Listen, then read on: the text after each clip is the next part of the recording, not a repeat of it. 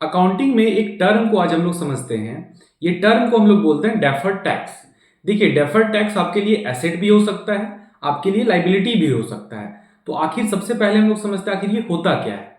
तो देखिए, सिंपल सा बात है कि अगर आप टैक्स एक्सेस पे कर दिए हैं, मान लीजिए आपका लाइबिलिटी आ रहा था 10,000 रुपया, आप पेमेंट कर दिए 12,000 रुपया, तो इस केस में जो आपका जो एक्सेस अमाउंट है ना, जो आप एक्सेस अमाउंट पे कर दिए, इसी को हम लोग डेफर्ड टैक्स बोलते हैं।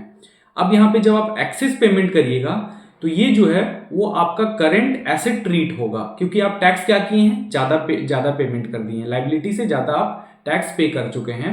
तो इस केस में जो डेफर्ड टैक्स हुआ ये आपका करंट एसेट ट्रीट होगा। नेक्स्ट केस आता है कि अगर आप अपना जो टैक्स पेमेंट किए हैं वो आपका कम है ना, in comparison to tax liability, तो उस केस में क्या है कि आपको यहाँ पे जो आपका जो यहाँ पे लाइबिलिटी अराइज हुआ शॉर्ट पेमेंट की वजह से, income tax short tax payment की वजह से, तो ये जो डेफर्ड टैक्स होगा ये आपका लाइबिलिटी में ट्रीट होगा, करंट लाइबिलिटीज में ट्रीट होगा।